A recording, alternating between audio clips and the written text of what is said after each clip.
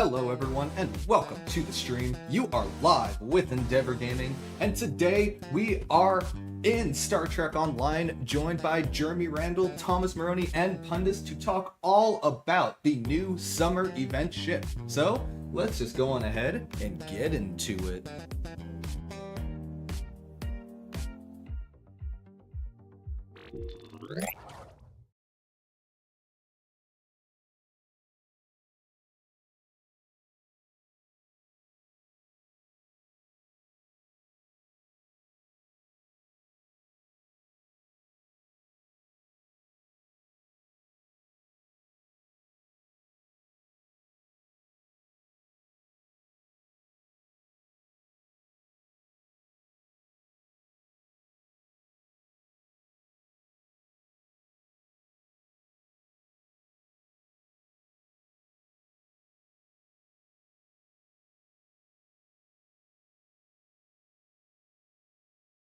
Audio. Well, we have audio now.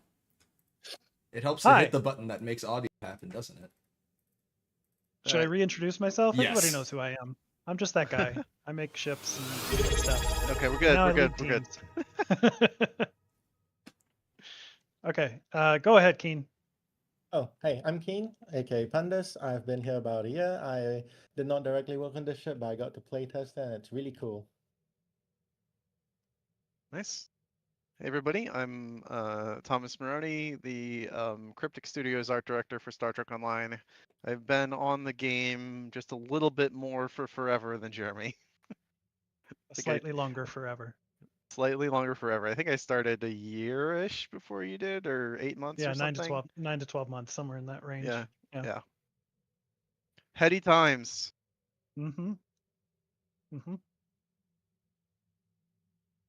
I'll be the first one to say it. I love this ship so much. I was watching Insurrection like 2 weeks ago. I'm so happy. It's our newest addition to the line of battle bricks, right along the Typhon. Yeah, what else is on the Suliban ship? Is kind of the Suliban, the one that it looks like a little crab pincer thing. I guess you could maybe put it in there. The Husnock. We've got a lot of like brick. Yeah, the Husnock. You have some brick adjacent ships. The Type 3 Borg. Dreadnought. It has brickish several shapes. bricks lashed together in a trench coat. But yeah, we're excited to have the Federation Intel Holoship live now, right, with the summer event that went live today on Risa. Are the servers up? I think they are. They are. I think so. Yeah. Here's open. But we're really excited to bring you guys this ship. It's one of those things. I always love event ships because we can do weird things like this and see what happens. The jellyfish, I think, was one of those things. I always wanted the jellyfish to be in the game, and so we made it. And and I was like, man, I don't know if this is, I don't know if people are gonna like this, like to myself, but to everybody else on the team, I was like, hey, this is a great idea. People are gonna love it. Yeah. But then Jeremy made killer stats for it, and now it's a great event ship everybody loves. So hopefully you all enjoy the Holoship just as much. We have a fine tradition of experimenting a bit, especially with the summer and winter ships. We released several years back, we had a 3-5 weapon layout, kind of a mine layer experiment ship with the summer event. Yeah. So this is no exception to the rule. In fact, we're doing some pretty crazy experimentation. But before we get into the functionality, do you want to talk a little bit about the visuals and the artwork for this? Right, yeah. So this is it's a pretty straightforward ship. There's not really, you have their standard Starfleet material options and stuff, but there's no real customization here in terms of the ship tailor. There is some exciting stuff that happens with the powers that Jeremy will be showing off. But we just wanted to make the ship that was in Insurrection. As I was kind of looking into the ship, I sort of realized that, what this looks like is a big oil tanker. And so it became my kind of headcanon that this was not a purpose-built ship that this was a standard, 24th century cargo ship that Starfleet, commandeered or purchased and refit with all of the holographic technology. And that made me like it more, because then I don't know, that gives it a place in the universe that's a little less, like, we spent all this time and money building this one hyper-specific ship for this one mission that was highly illegal. um, and Not so I don't Starfleet's know. shining moment. Right. But I also like anything that adds the mundane into Star Trek, if that makes sense. I like seeing freighters and cargo ships and oil, like tankers and fuelers and stuff, like things that have to do with logistics, because that makes the world seem more alive to me. That adds depth to it. It adds, like, here are the people who keep civilization running, right? Like the unsung heroes that are transporting all these, all this equipment, back and Well, forth now across the Federation. that makes more sense why you've always been harping on me about Q ships for Yeah. years now. Yep. I never really got that. So, Yeah. hey, I learned That's where. something today. Yeah. And so in the lore blog, I kind of leaned into that, where this was um kind of, this is Starfleet's attempt at a Q ship, right? Something that they're taking a harmless freighter and they're turning it into something that's deadly and combat capable and has some really nasty tricks up its sleeve. Um, yeah. Um, Also, Keen, I Bort, think it you did looks like we some. lost your camera there. Yeah, I just tried refreshing it on Streamlabs, but it didn't seem to Mhm. fix the problem. He's just on the other side of the Yep, Streamlabs I tab now. think I've got your back now. There we go. Hi, it's me. Yay. And Well, then Keen, we've got you here. What do you have to say about this ship? You did some of the internal play testing for us, you just Yeah. said. Were you So, also part of the process in helping us choose the holo costumes? yep. So when the systems designer approached me for this, uh, I don't know if she wants credit for it. Do you know Jeremy? Miku? Yeah. Yeah. I Okay. got clearance So to when use her Miko name. appro So when Miko approached me for this, she told me the concept and she wanted me to come up with a list of costumes. So she said that there were a limited number of costumes that we could use for it. So I came up with a list of, I think, 3 or 4 per tier, and I had 3 different lists. One which was just Federation ships that were era appropriate for the Dominion War, one which was all alien ships, and one which was uh, contemporary to STO ships like 2409, 2410, that era of ships. And so I sent that list off to her, and it went on to Thomas, I believe, and then on to you for further refinement to what the final costumes were for the Holomatrix. Yeah, I think we yeah, decided on a list of essentially Dominion era ships. and I have Dominion War to I era. have to I have to admit something, because I watched Stu's video about this ship, and he pointed out that two ships on the Holomatrix are there incorrectly, which is the Scimitar and the Luna, and that's my bad. I went back to the email that I sent Miku for my own suggestions. I included those. So those are bonus. They've been added to the Holomatrix after the fact. Thankfully, the game takes place in And 24 now 12 now, so it's 24. perfectly reasonable that they would be there. But I'll take credit for that. That wasn't Miku's error or Keen's error. That was my error.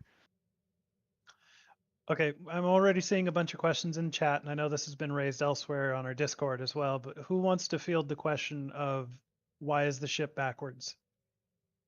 Because John Eves made it that way. This was actually designed by John Eves. It's not backwards though. If you look at, that's sort of like asking why, if you look at an oil tanker, right? The bridge is on the back of the ship. And that's Yes, what they yeah. were going for with this ship. If I have, yeah, I've seen some of the sketches and where John Eves talks about it, and um, the idea was that they wanted to feel. I think they probably could have like added a bit more layering or height to the back, but that Mhm, was the idea. It was meant to feel like a big kind of cargo transport ship. mhm. Even if the civilian freighter thing, that's all my headcanon. That's not anywhere in official, but And I think, but they're starting the premise like this is a ship meant to transport thousands of people or hundreds of people or whatever. And so I think they kind of lean into that transport look. And then I came to the whole civilian freighter conclusion on my own. But it still has that feel to it, that look to it. And then, it's funny because we've seen some people say that, oh, it's like bugged in Ryza, it's in the water. It's like, no, it's not bugged. It was in the water in the movie. That's how it should be. We talked about it, and I think everybody agreed that like, no, it should be in the water, like in Insurrection. And so we decided to go with that. And it kind of feels like a boat anyway. But Kind yeah. of shaped like a boat, yeah. Yep. I think that there's some consternation or maybe some canon or semi-canon material that shows it flying in the opposite direction. I think this is, correct me if I'm wrong, but sometimes we just have to make our decision if there's any sort of disagreements among our reference material. But Well, I I mean, hope for what I hope it's what I'm flying seeing, like these with are the very much impulse engines, right? yeah, These big that's red where scoop. those should be in the back. That's in the back, right, Keen? Like Yeah. Yeah. I okay. checked Yes. because people are bringing it up about it flying backwards, and in John Aves's concept art, those are clearly labeled impulse engines, so we have it the right way around. Okay. So I guess if anybody sees it flying in the other direction, they're wrong, not us. Yep. That happened with the there's a ship in Correct. Voyager, the Benthen ship, I think, Oh. where it was very unclear based on the design and the video, like what direction they were supposed to fly in. Yep. Yeah. Speaking That's of also the curved Voyager, path. I've been watching through Voyager with my girlfriend. It's her first time watching it, and she hasn't watched Insurrection, but I told her about this ship when it got announced, and her response was, "Oh, the Herodian would love a thing like this." Nice. Yeah. Yeah. All right. Well, should we talk about what this ship is actually all about, mechanically speaking? Let's do it. Right. Okay. Well, I want to jump straight into one thing that we've already talked about a little bit, which is its holo costumes, because this ship comes with a built-in mechanic that is unique to this ship. And yes, as some of you have already pointed out, some of you in the community, it's very experimental. This is something that the idea of building up something over time as you play a ship and having it decay is something we decided we've been curious about, seeing how players might engage with it. So what this ship has is a number of unique modes that it can enter into. There's oops, wrong button. That one. No. How do I get my HUD back? There. There's an engineering, a tactical, and a science mode, which in addition to shifting around your stats so that you behave a little bit more like a tactical ship or a little bit more like a full cruiser or a little bit more like a science ship, in addition to that, while you're under any of those modes and you defeat enemies, it counts those. So you can see on the tooltip, if it's not too small to read, there's this line about midway down the tooltip that says foes defeated. I cheated. I gave myself this numeric for the sake of demonstration, but you'll see that these modes have a base performance, and then they also improve with the number of enemies that you defeat while you're in that mode. So if you're flying around in science mode and you defeat enemies, if you can get it up to the 200 count, then you get all of the benefits listed here for 50 foes, 100, 150, 200, and all of those are active as long as you maintain that kill count. So if you continue playing with the ship, you can stay at the cap. They don't go away. But after one day has passed, after your last foe has been defeated, all of your numerics go away and you have to start over and you can build the stacks back up again. Which means you kind of have to play every day and defeat a bunch of enemies to get the full benefit. Alongside these is a number of costumes that can be activated with the Activate Holomatrix button. We decided to separate these from one another in case players actually wanted to play as the Holoship with these mode benefits. So the modes you can activate or deactivate one at a time, but the Holomatrix is separate. But it's adaptable. So if you're in tactical mode and you press Activate Holomatrix, which I'll do in just a second here, you will turn into a tactical ship from a list of options. And that list of options expands with your kill counter as well. So you start off with you only ever turn into one specific ship, but as you increase your kill count, you get more and more options that are randomized every time you use this button, and you can turn into other ships like the Defiant, as just an example, which is actually, I think, one of the top rank ships options for tactical. You'll see you maintain the holographic overlay here, so it's not full on. You are not actually the Defiant, but you can fly around as if you are, and you can deactivate it and try it again to get different ships. That's the Husnock, right? Yep. I think so. And yeah, and if you don't like the ship that you're flying, just cycle it again and you can try a different one. Is this the old school Akira? Yeah. The original? Yeah. I guess that also answers my question about what happens if you have max stacks. Will it only do the ones at the highest level? But I guess No. it'll pull from that entire list from 0 to 150 then? Correct. And you can find those details in the dev blog. I believe we listed them all out. So you can see what all the different options are. Yeah. And again, this only has a quick little 6-second cooldown. So if you want to try for a different costume, it's pretty quick. And it'll just stay on until you turn it off or until you change maps. And then, as I said, like actually, if you're in engineering mode, you'll get different list of ships that you can change into. So there's a lot going on with this mechanic just all on its own that we're experimenting with. As I said, the whole kill counter idea is something that we've been curious on the system side for some time about. Like, is there a way that players might appreciate engaging with that keeps them coming back to the same ship over and over and building up stats so that they can feel like they're actually like earning something by flying the ship? This is kind of an extension of the idea behind Starship Mastery, but Starship Mastery ended up being such a truncated grind. You know, it only takes a few hours to max out your Starship Mastery these days, that it doesn't really serve any long-term stickiness. So I don't know. The jury's really out on like whether or not players are going to like this as a whole. But that's why we're taking the opportunity with this summer ship to experiment with this and see. We'd love to hear how you feel about this whole mechanic. Not the changing shape necessarily, although yeah, we're curious about that as well. But more of the whole kill counter idea. Like, how does that make you feel about flying the ship? Do you like it? Do you not like it? Yeah, Please and since try the it ship first. is, yeah, go out and try it. The ship is, free. You just have to play, and you can earn this summer event, which I hear is pretty fun. Yeah, and then you can go fly it and try it out. So that's the big mechanic of this ship. Endeavor, do you have any questions or anything from the chat that you want to ask about it?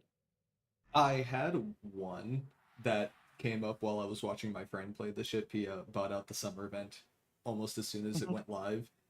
The holographic disguise is, I guess, on the back end of that. Does that work like a buff?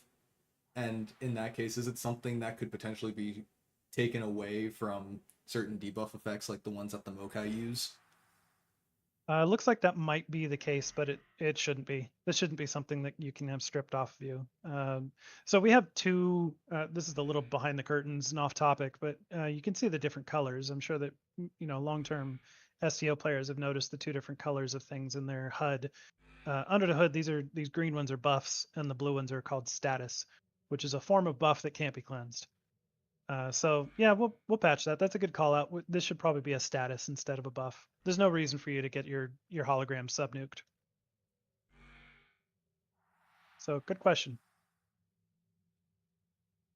I wanted to just talk a little bit about the point that Jeremy made about separating the holographic stuff from the actual gameplay buffs.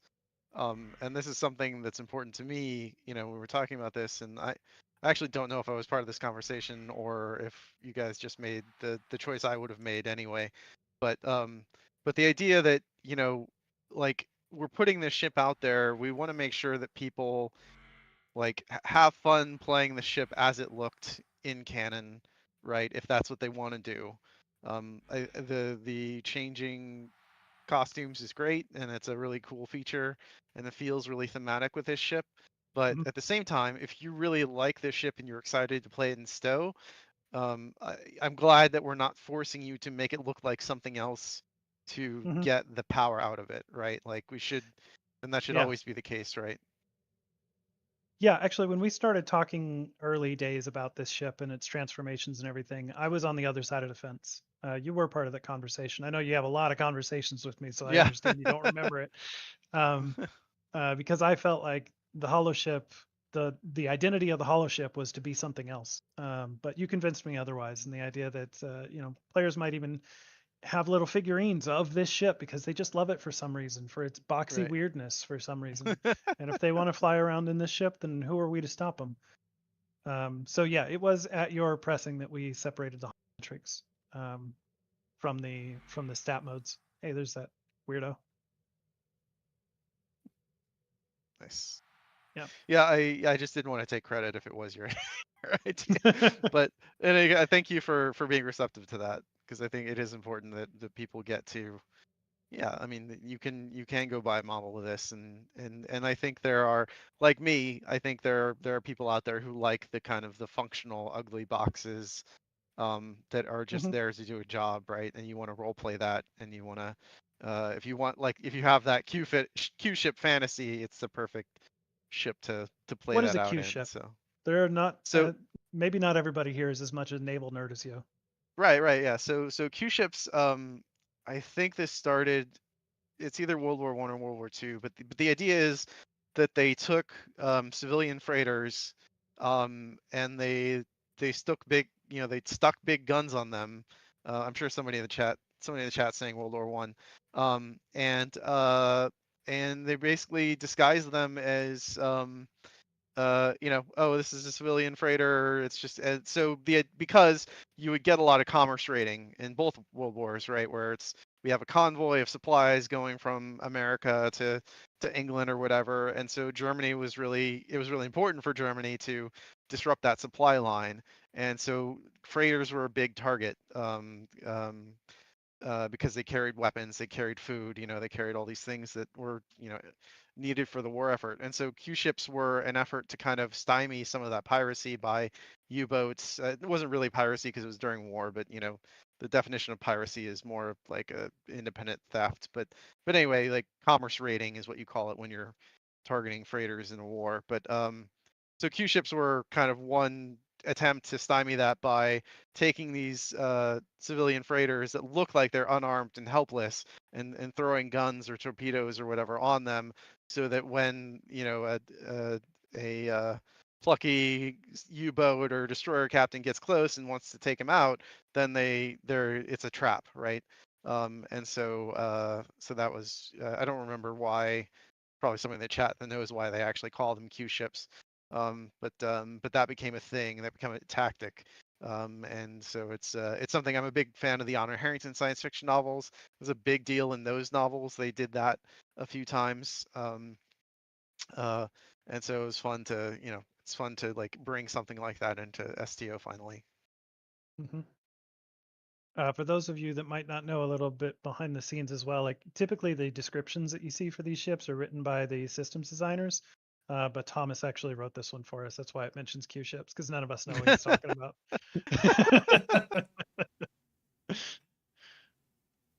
All right. Okay. I want to move on to some of the specifics of the ship because that's what people want to see. There is a dev blog that discusses all the stats, but we can talk a little bit about some of these things. It's so this ship it started off his life as a light cruiser, which is a classification that we don't use a lot of. And what I mean by light cruiser is like your starting ship, where it has a lot of universal seating or a lot of versatility. It's not really any specific type of ship. We call it a light cruiser, but it didn't like the tier 1 ships don't even have cruiser auras. So they're only cruisers in name, basically. And so the basis for the design of what this class would be was basically take that idea and push it to tier 6. What does that mean for a ship in terms of its capabilities and everything? And that's kind of where we ended up where we were at. It's a 4/4 ship. It's a cruiser, but it doesn't have 4 device slots. It only has 3. It uses the cruiser mastery, but it's also got a universal console slot, which is on purpose. I've seen some people asking if that's a bug. That is a purposeful choice to go alongside the universal seating, which again, a cruiser wouldn't have all universal stations. That's more of a raider thing, you know.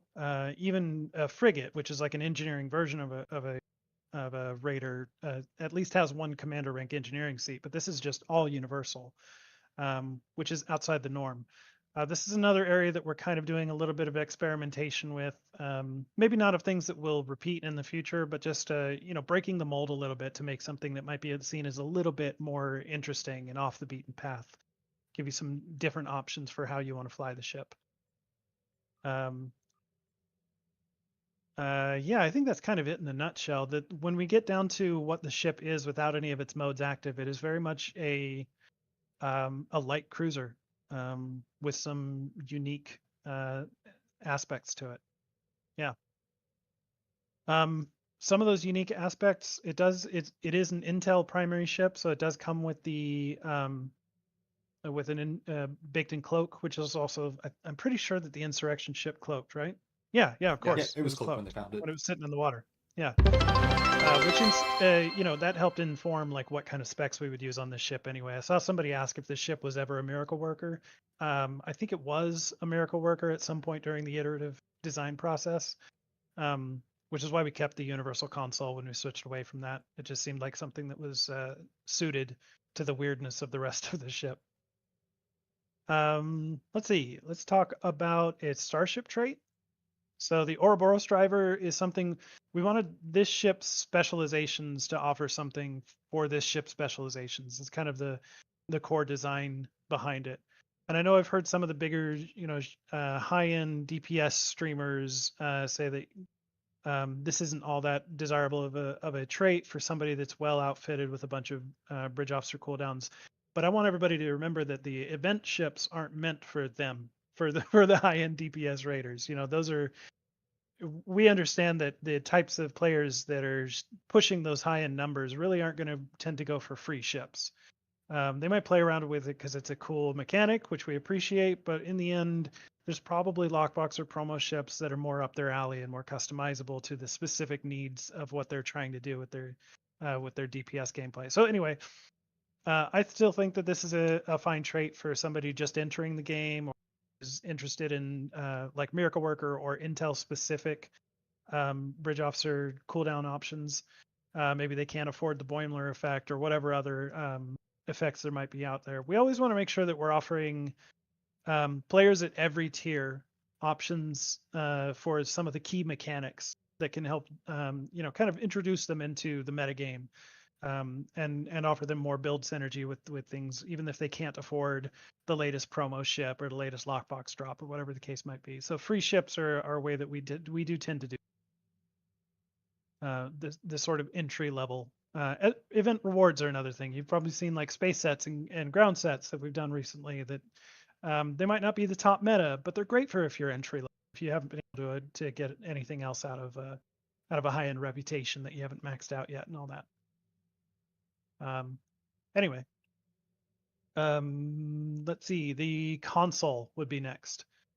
So the console has an interesting passive that I'm curious if people are going to find valuable at all.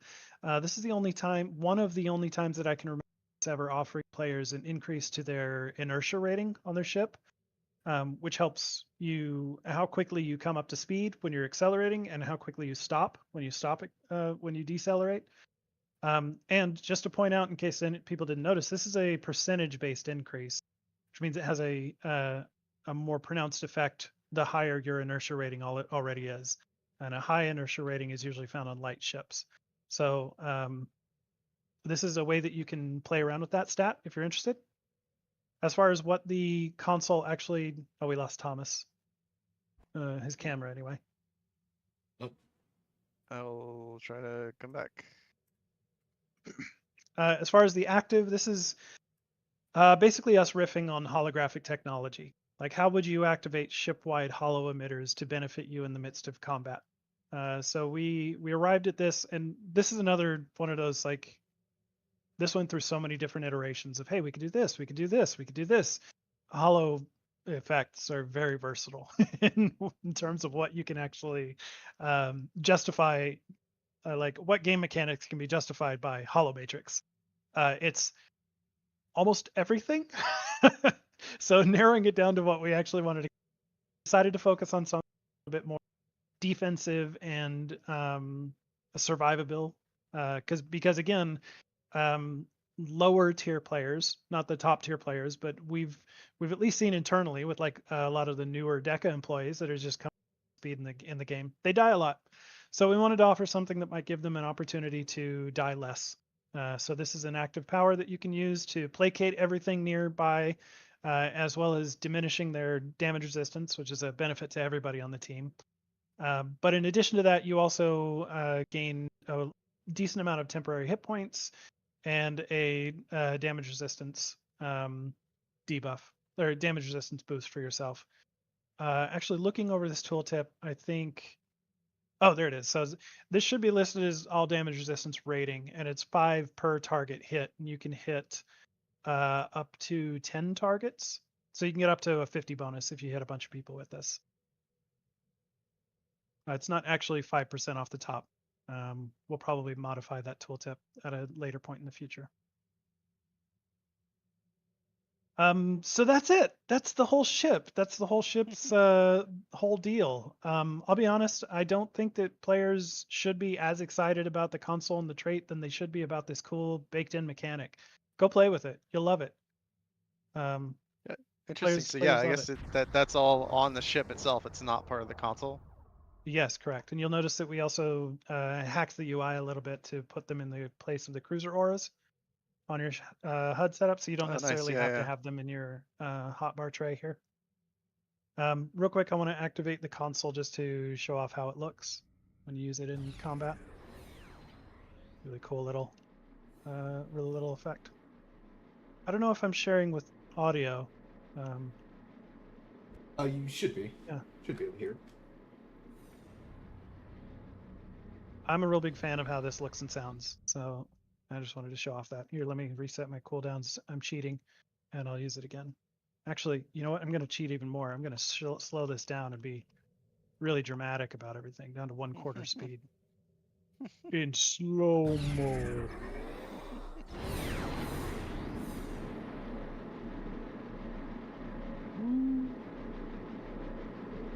That's pretty cool. Yeah.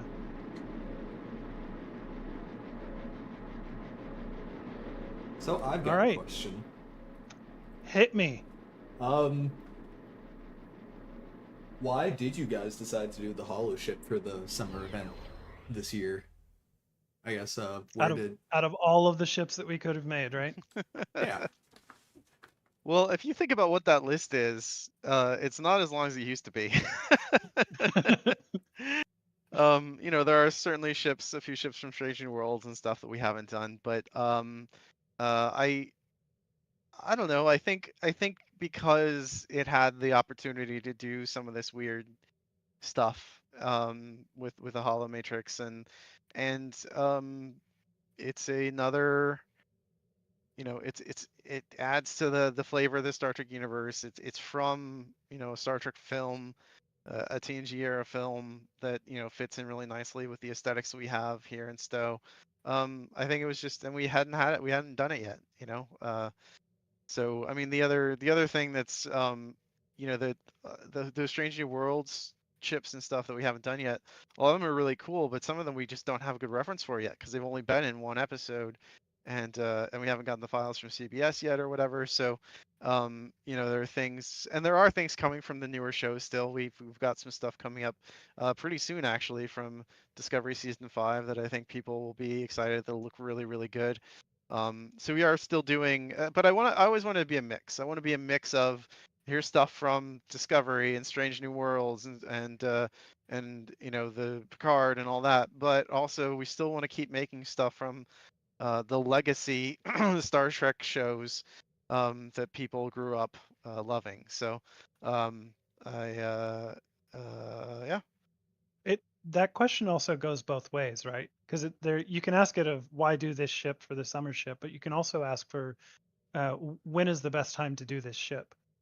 we have some internal documents that have huge lists of ships we haven't released, and we kind of over time, mostly Thomas, but I've had some input on it, like curated that list down to priorities of what we want to do the most, and a lot of it does come to personal preferences.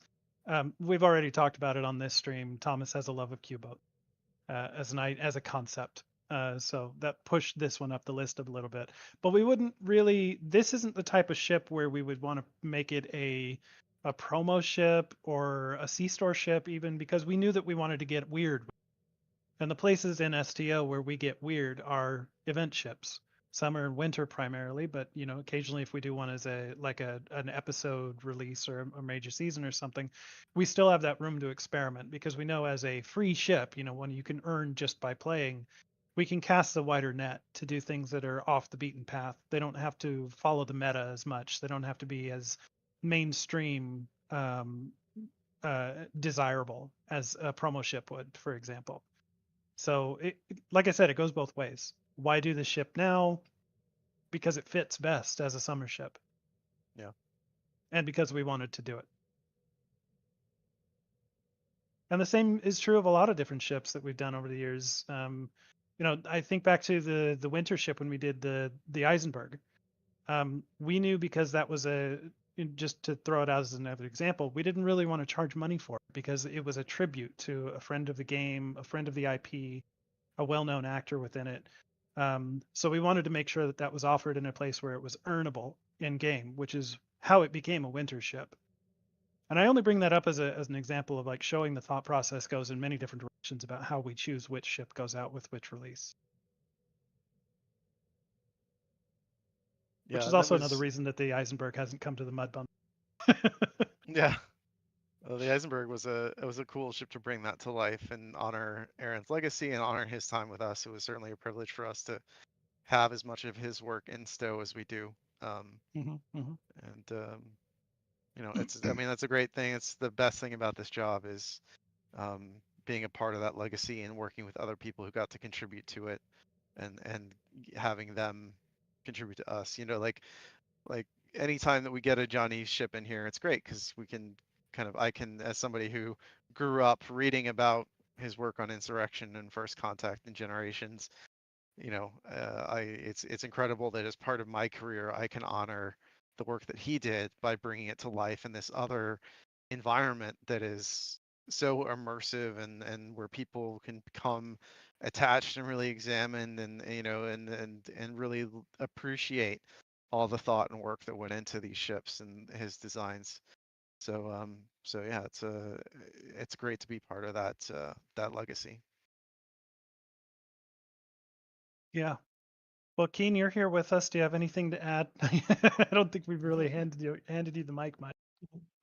I mean, to be fair, I expected I didn't work that much on this, but yeah, I mean, I agree with everything both of you said. I think like when I was playtesting this, it was really fun to rack up kills and see and play with the costumes, like re-rolling them to get the one that I want. And I think the event ships are really fun, and given that they're free for people to earn, it's a really cool opportunity to do things like this. Well, let me pass you the mic here real quick, because you've been a long-time Okay. player of STO, right? Yeah. Like you've been around for years and years. How long have you been playing? I played when I was, I think, back in 2014-ish, but I dropped off after a while and I got back into it like full time, basically around Age of Discovery, just before that with, I think, Emergence or something like that. Do you have any favorite event ships that we've released over the years? I mean, now I'm really biased because I worked on the Garrett, so that's probably my favorite now. That's fine to be biased. Some of my favorite ships are the ones I've built. But from when I was a that's totally player, fair. I think the jellyfish is one of my favorites because it's just such a cool mechanic that's really different from the other ships in the game. Yeah. I still can't believe that we did that. I can't believe think it's it was as animating. beloved as it has become as well. Like that was such a I mean, I'm in the same boat as you are, Thomas. Like when we were first talking about it, I know that both of us were putting on a good face of, hey, this is going to be so fun. It's going to be Right. so fun, I swear. Meanwhile, sweating bullets behind the scenes. You know, I promise it's going to be fun. Well, I mean, the worst thing that happens is you lose your job. Right. I mean, there's Um, a risk involved in any of this, which is, right. I mean, just to bring it back to the current ship, and to put a finer point on it, like I'm really interested to hear how players feel about this whole Holoship mechanic and the kill counters and everything, because it's important for us as designers to be able to kind of flex and push the envelope on occasion. And being able to experience new things and experiment with these event ships, I think is really important for the future health of the game. We might learn something from this that is really valuable for helping us monetize ships in the future, or helping us come up with a whole new system that might not even be ship related, depending on how people feel about these kill count things. So it's all of the feedback is valid and viable, even if it is, I hate this, never do it again. I still want to hear it. I hope you still enjoy the ship, even if that is your opinion. Well, I mean, the nice thing is that you can, still fly the ship. You don't really have to engage with that, right? It just sort of Yeah, happens. yeah. So if you get it, you get it. If you don't, oh well. You still got a lovely brick to command. Well, and I will point out again that while I didn't focus on this very much, remember each of these modes has their own benefits and drawbacks. It kind of helps you shift and customize how the ship flies, changing your flight speeds, your turn rates, your subsystem energy, your health and shield values, as well as some of the additional bonuses that you can unlock. These are really key ways that you can really unlock the potential of the ship to fly closer to what you would like it to fly as. So that's another angle that we're kind of experimenting here. Maybe you love the kill counter effect, but you don't like the bonuses. Like, yeah, let us know. Let us know all that kind of stuff. Awesome. Do you mind if I shift gears here, Endeavor? Oh, absolutely. Because we've been talking all about the ship, but I'd like to take a minute here to talk. The summer event went live today. Let me just move this over here. Am I sharing this now? I can't see The if you website? moved something else in front of it. Okay, let me. Well, I don't have Risa loaded on my local, so I can't just go down to the. Otherwise, I would just take you guys down to the map and show you off things. But the devlog with all the new outfits also came out today. I know that a lot of people were excited about the Frontier Doctor outfit. If you haven't checked that out, please do. There's so many new cool prizes to be found there. Yeah, and the Frontier Doctor is unique because there are like I think the rings and the pendant and the belts, those are all separate pieces, Here, this should be right? That you sharing can now. yeah. Yeah. So I think you can mix and match like the pendant with other things. And I don't Mhm. I don't remember if we set this Mustache up as not included. uniform. I do want to make Yeah. sure people are aware of that. I don't remember if we set this up as uniform or not. If it's just or it might be off duty. I don't remember. But I'm pretty sure it's not only on Risa. I don't think it's listed as swimwear. It's So you great. can at least wear it. Yeah. Finally, McCoy's disco outfit makes it to the STO. Yeah. If you guys haven't seen the rest of this, we also have this innocuous little beauty. It might look like nothing, but this took, I don't know, months of man hours to make work. I really appreciate Thomas helping the art team figure this out. Also, a lot of guidance from senior character artist Ian Castaneda. You guys, I don't know if you understand how complex our costume system is under the hood, but just to allow like an overlay of makeup on your nose was really hard. But I loved it. We saw even there was a bunch of on-screen reference of Barkley in particular with this and a big floppy straw hat that I also want to get in the game someday. So I love that we have this now. Not available on all species, but almost all. I think that Trill might not be able to wear it because it uses the same layering as their spots, and there might be one or two other exclusions, unfortunately. But nearly every species can use this. Yeah, it's one of those goofy things that is just like it's fun. It's the summer, like why not? Like, and I was so glad when we found that Barkley reference so that we could say it was Star Trek, right? It wasn't that we weren't just being too stupid. It's like we're at Especially least for being how long as it took. stupid as Star Trek is Yeah. sometimes. And it is colorable, in case it wasn't obvious from this. Like you can have many different colors. I think it's the full makeup color palette for your species. I don't know if it works on aliens. I just saw that question in the chat. That might be I another think one it where there's. does. I think it does. I think the list of exclusions is only It like just 2 or 3 means that species. yeah, it just Booleans, I means that think, are you're another exclusion. yeah, I think it was Bullions and Trill and maybe somebody else, but it should be with aliens. It just means that you won't like it. I think it uses there's some like skin layer, texture layer it uses, so like you would have to pick sunscreen instead of spots or something. Right, but we didn't want Trill to be able to turn Yeah, off their spots. That doesn't make sense. right. Yeah. Yeah. And then we have some new floaters. These are Thomas. Who came up with these designs? I forgot. Do you remember? So Goken, our concept artist, Deca concept artist. Let me get his full name up here.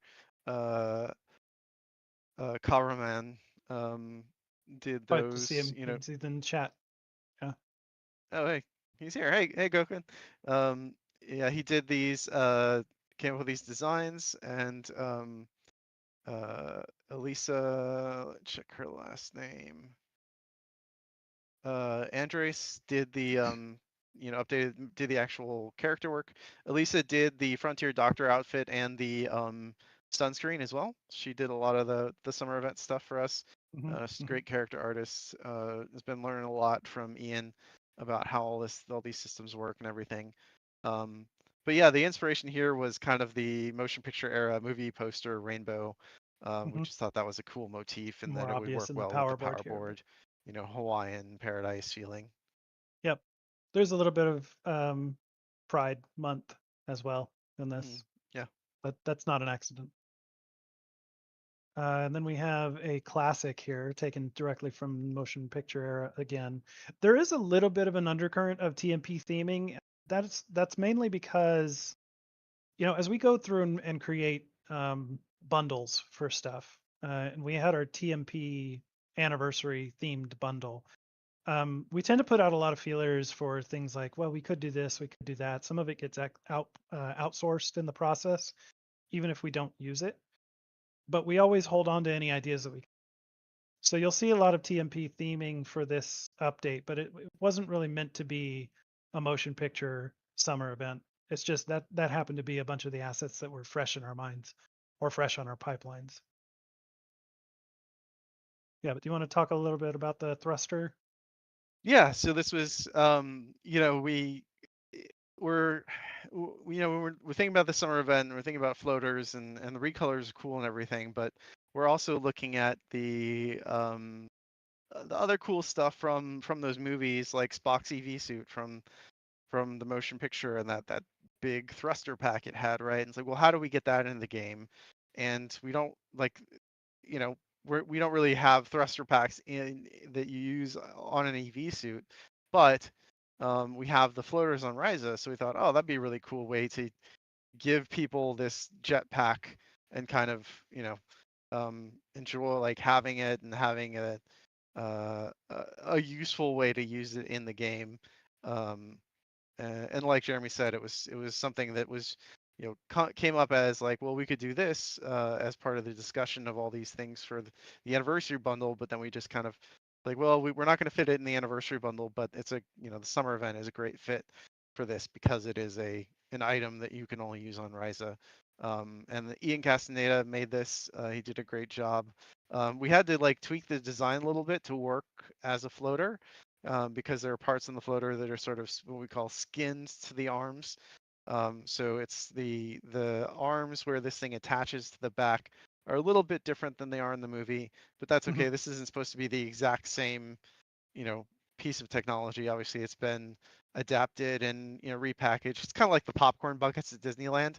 it's like it looks like this thing. It's not the exact same thing, but it still has a use, when you visit Risa. We had to also go through jump through some hoops to get the VFX, the jet, to work on correctly on this. So I hope folks enjoy it. Yeah, absolutely. I'm Uh, excited to get all this stuff in the game. I mean, we talk a lot about ships and they're obviously my passion and they're really cool, but I also really get really excited when we can just make the world feel a little bigger and bring more stuff from Star Trek, more of the fun stuff, right? I think an important part of MMOs that maybe we kind of overlook it from time to time is it's not just about chasing DPS or blowing things up. It's a social space where you want to hang out with your friends and just goof around, right? And so yeah. making it easier to do that, I think, is important. It's Well, an I was just important saying part of what actually we do. before we started the stream, that's one of my favorite parts of MMOs. If I find another one that I want to check out, I always try to go to like the most populated social area and just sit around and watch all the weird stuff that people have equipped, showing off their high-end armor or the crazy mounts Yeah, and pets and all that kind of stuff. I love that. It just makes the game feel like a lived-in space rather than just a solo adventure. Yeah. yeah, absolutely. And speaking of, I think there are a couple more sort of things to talk about if you scroll down. Yeah. Also, Mm-hmm. Jeremy, sorry, it cut out your camera again. Let me try refreshing on Streamlabs again. Yep. Collab Cam likes Pundus the most.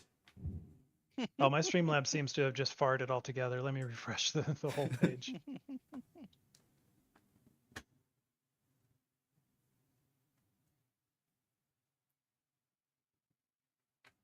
Am I back? Let me refresh it on my side. Yep. Yep. Great.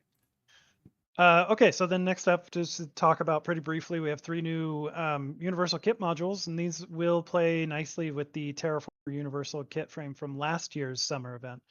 I want to call out one of our senior systems designers, Phil Harris. He came up with this idea of a elemental themed kit frame that would actually benefit from all the existing event kit modules and also be a design sort of template that we could follow going forward with summer and winter kit modules so that they had this extra identity to them. So we took that idea and we kind of ran with it. We identified that Earth was an area where we didn't have as many kit modules as we thought we did. So that was kind of the starting point for the brainstorm for all of these. We ended up with one air elemental kit as well. Yeah, so the rapid lithic formation, man, I wish I would have thought ahead and had time to actually show these off. These all look really cool. This one actually summons a spike of earth right under your target. It's really dramatic looking, just shoots up out of the earth under their feet, throws them into the air, doing some kinetic damage and knocking them around. And it can hit multiple foes in a small area in front of you. So you get multiple little spikes if you have many targets. It's really cool looking. The next one of these is Mineral Quicksand, which summons this big oozing, oily, sandy blob that ended up. I really like the way that the materials look on this, and it just looks gross. You do not want to step in that. This is an interesting mechanic in that it slows enemies that are in it, and that's all it does at first, unless they stay in the area, and then it slowly stacks up, slowing them down more and more until it eventually. Once they're rooted in there, they also become highly flammable. If you hit them with any energy damage state, they'll catch on fire and start burning for additional fire damage as well. So it's really like almost like a really bad oil slick in a way. And then the last one is a wrist-mounted acid spray. This fires out in a big cylinder in front of you, so you can hit many different targets with this, and it just sprays acid on all of them. Anybody affected by it obviously takes toxic damage, and then they can be confused. This state I saw a little confusion on. They will also receive plus 10% damage. This is a damage that they take, and it shouldn't be listed as a percentage. It's Deca folks still learning how we describe our mechanics, but it will reduce the damage resistance of anybody affected by these things. So 3 new kit modules, all fun, new ways to make your enemies wish they had never heard of you or dared confront you. And last but certainly not least, I think this kind of goes in hand with the sunscreen to someday about in some ways about just fun stuff that we love adding to the game to make it all feel a little bit more alive. Thomas, you want to talk about the inspiration behind each of these? Yeah. So these are so two of these are directly, we were talking about like we wanted to do some some vanity items for the summer event. And we had some bandwidth with our animators. And we, we're thinking about like what should we do? And so we were looking at different dances and stuff, but I realized it was an opportunity to bring in more stuff that you saw on the show, right? Like you come to play Star Trek Online, you want things from Star Trek, and you want to do some of the funny things. I mean, I think a lot of people, the dictionary definition of Star Trek is like, oh, it's a space opera, it's sci-fi, adventure, whatever. But Star Trek can also be described as kind of like almost like a workplace drama, or sometimes it's a comedy and some funny weird things happen, right? And that's a really important part of Star Trek, is not just the adventures and the explosions and the big moral questions, but the friendship. And so being able to like have those moments in STO is important too, for people who have their, they meet up on Ryza or Drazana or whatever with their guild mates and hang out. And these emotes are a big part of that, right? And so finding ways to bring that experience and bring those behaviors, like give a really fun, unique Star Trek specific stamp on it. And so, the calisthenics emote, we'll start there. That is modeled after the famous or infamous um, scene where Yoga and Beverly are doing these stretches and these space leotards. I think that's from Sub Rosa, but I don't remember exactly. Um, but uh, but the idea is that they're sort of doing the same um, movements, just sort of opposite each other. So my hope is that if you and your buddy have those emotes, that emote, that you can both play at the same time, and you can, but just face each other, and then you could both be doing the Beverly and Troy stretches together. um, Yeah. so so yeah, so that's the Troy and Beverly exercise scene. That's what the calisthenics emote is from. Again, we wanted a specific moment to bring to life so that your characters could emulate that in STO. And then we go on to the tap dance emote, which there are two versions of this. There's a version that actually finishes with a bit of a flourish, and then there's a version that's an endless loop. So that I think you buy it and you get both when you buy Yeah. it. And that's another thing that dances, right? A lot of MMOs, and STO included, will have dances as a loop, so it was important to include that. But also, if you just want to have a fun little tap dance moment, like in the episode, you can do that too. This is very, very closely modeled on Data's Day, the dance that Beverly teaches Data when Data asks her to teach him how to dance. But he does not disclose it's for a wedding. So she goes through this whole tap dance routine, and then realizes that's not what he needed to know at all. But you Data, two stop. now exactly. But your characters now can download the Matrix Brain on how to tap dance and do this emote if you get it on the summer event.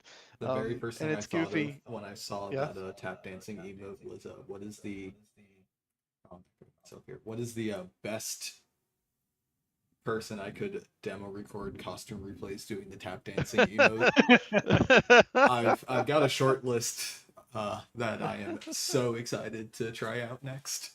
It might not work because I think they have a different skeleton, but I'd love to see a Zenkethi tap dancing. No, jeez. I Yeah, did have I a don't think Neftar that on the list. I also had Tiket the Iconian potentially on the list.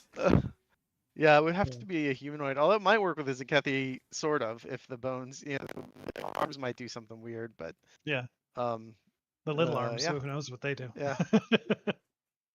Um, yeah, and then the final emote there is the baseball wave. That's not really. I don't think they did that in the DS9 baseball episode, but I really do love including baseball in the summer event because of its, how deeply rooted it is in DS9, and Mhm. and we have some other baseball emotes. This seemed like a natural one for us to do. it also seemed like a good social one, right? Like, if you have Yeah, this is people, a unwritten, but I'm going to put it now into words, is a community challenge. We want to see your biggest waves, the most yeah, people do it. coordinated in the longest lines. Yeah, good luck with the server sync issues too. But Right. yeah. We got 16 people So together for that fleet formation shot. This is the next nice. challenge. Yeah, but like getting it to figure out when everybody has to press enter, right, to get it in a row. Yeah. Oh. Good luck. I'm excited to see your attempts. So that's the emotes. But I'm really happy with everything we're doing this year for the summer events. A lot of really, really cool stuff. A lot of bespoke stuff from Star Trek. You know, it's great to see all these things make the game a little bigger and more fun to hang out in, which is really important for an MMO and it's really important for a Star Trek MMO. So I hope you guys enjoy it. Yeah. All right. I mean, I think I that's all we've got now to Endeavor. We're done.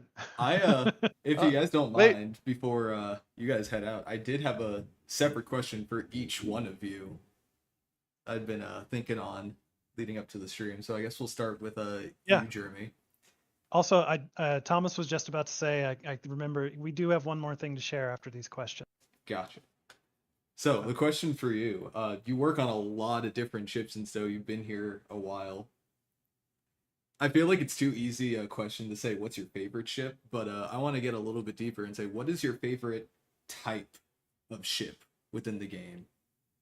I tend very much to go along with science ships. I get a kick out of space magic, and all the weird ways you can screw people up with science in Star Trek Online. So definitely, I really enjoy science ships. I've been meaning to get myself into the compiler dreadnought. That's one that I'm really intrigued about. I haven't flown it yet, but it's one that I think I might have designed that, but it's been a few years now, so I can't remember for sure. But I do tend towards larger, chunkier ships as well, like a science dreadnought or a science carrier. Those tend to be my sort of preferred play styles, and just how I love screwing people up with science. That's my jam. The Dauntless 2 is one of my favorite science ships. Yep. It has such a Yeah. weird design, but I love it so much. It looks just like a big nose. Its console is so pretty too. Yeah. It just looks Yeah. so great. All right, moving over to Pundus. You've been working on the game for about a year now. It was kind of discussed earlier that, you know, your crowning achievement was working on the Garrett, but I guess we'll go to what's your number two, the favorite thing that you've worked on in your time with STO.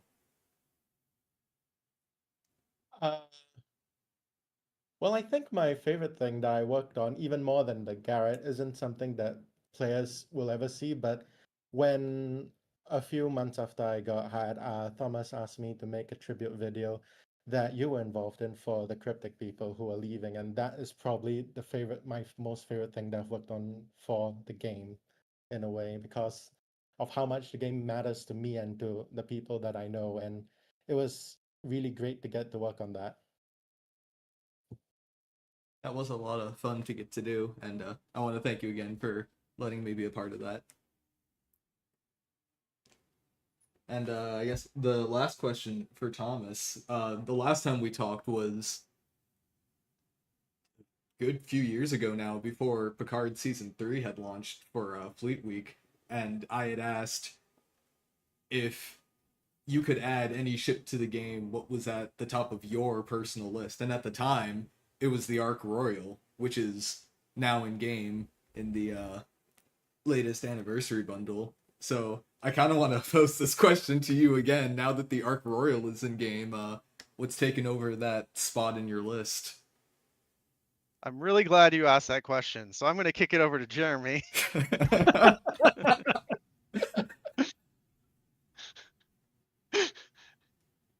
You're gonna make me answer your question for you? No, I mean, well, bring it up. I thought, I guess we didn't quite organize this maybe as well as we could, but No. I think this is a great, because the answer to this question is exactly what we're about to show you guys right now. It's an exclusive for Endeavor and his watchers. We're going to be teasing just a little bit, just a small hint of an upcoming ship release that will be coming to you very soon. I don't even know if we're ready to announce the date.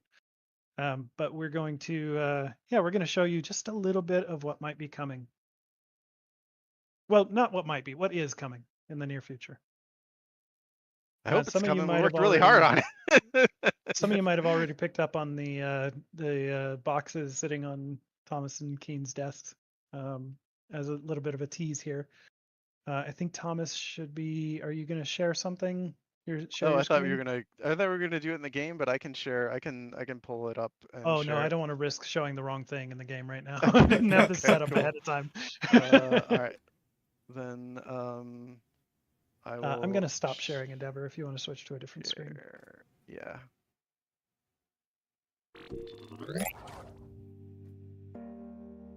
Well, This that's was not all the very one I last. wanted to go to. This was all very last minute of us to get this all set up, so pardon a little bit of the roughness, but we'll get to it in just a second here. So, Oh, ta-da! Ta-da! It has nothing to do with the legacy boxes on our desk. Yeah. It has something to do with it, but we won't tell you what. It's from the legacy of Star Trek games. This is actually the honest answer to your question. What is the ship? What was the next ship that I really wanted to get into Star Trek Online? This is it. This is the Okinawa class frigate from Starfleet Command. The first Starfleet Command game came out in 1989. And I've always loved this ship. I love how like it's a Starfleet ship, but it's sleek. It's small, so it has like specific jobs. It's not the big like steamroll everybody dreadnought. It's a workhorse, right? It's kind of like the Miranda class. Although back in this era, I think the Miranda class is a lot more powerful than it is in the STO era. But I've just always really been taken with the Okinawa ever since I played Starfleet Command for the first time, and I'm really pleased to finally have it in STO. So I just want to, we're gonna, we want to have a, once you find out more, you'll find out more about this ship and the other things coming out with it soon. But I do want to give credit to an artist named Howie Day, who did a really amazing high detail, high poly Okinawa model a while ago, and he gave us permission to use his model as the basis for our interpretation of it. So the in-game STO model was modeled by Tobias Richter, but based on the interpretation that Howie Day did, which I thought was just a super cool, a visualization up-res of the ship from Starfleet Command. So I don't think we're going to go too much into stats into this ship, but I will say at least that there are going to be 2 other ships in this bundle. I think Suna announced that it's part of a Starship bundle coming soon. There'll be 2 other ships with it, but today we're just going to show off the Okinawa a little bit. So I will say, just to kind of stave off speculation, this is the only ship in that bundle from Starfleet Command. Like the TMP bundle and the Heritage bundle, we're mixing things up a little bit. The different ships in the bundle will be coming from different sources. So, but they are all directly taken from other places in the IP, right? 2 of them are. One of them isn't. But people will see what that means. I mean, I think if people start putting 2 and 2 together, they can guess what the at least 2 of them will be now.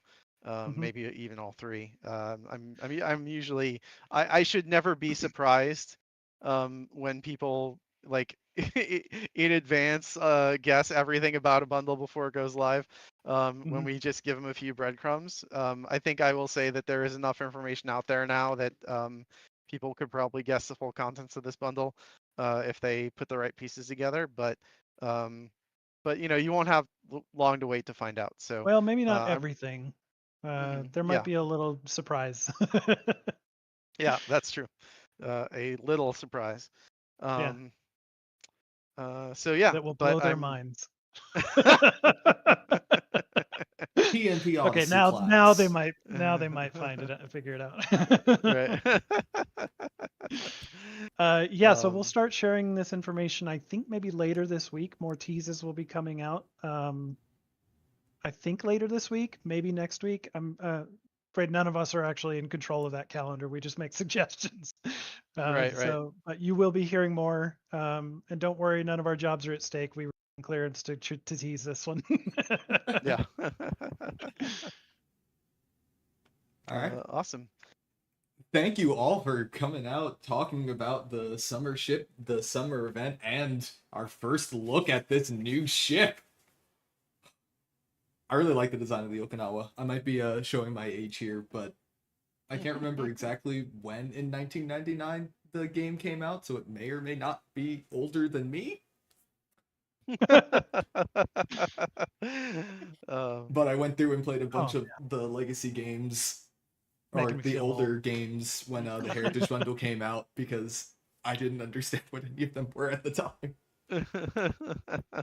I knew of the ships, but like I didn't know what the premonition was until I played Do through we want the to go ahead games. and say the name of the bundle, Thomas? There's one more last tease or hint what it contains. Sure. Yeah. It's we're calling it the Timeless Legacy Starship Bundle. Ooh. I like that. And stay tuned for more details on what else you will find within it.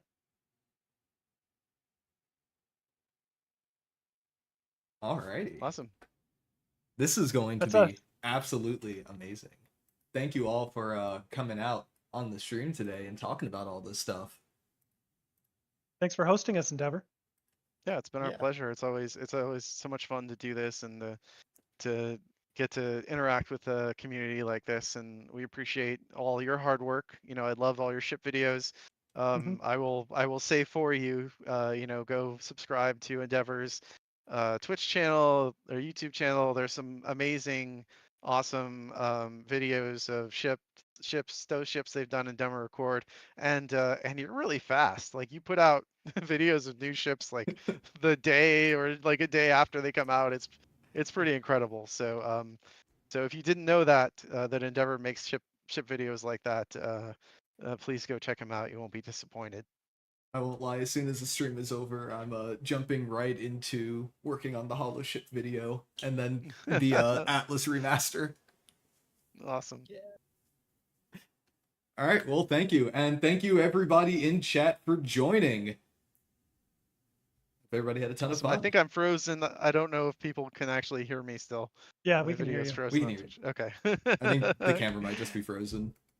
Okay. Awesome. All right, Well, thanks thanks for everybody. having us. Yep. Thank Bye. you. Are we signing off? We're done? Bye.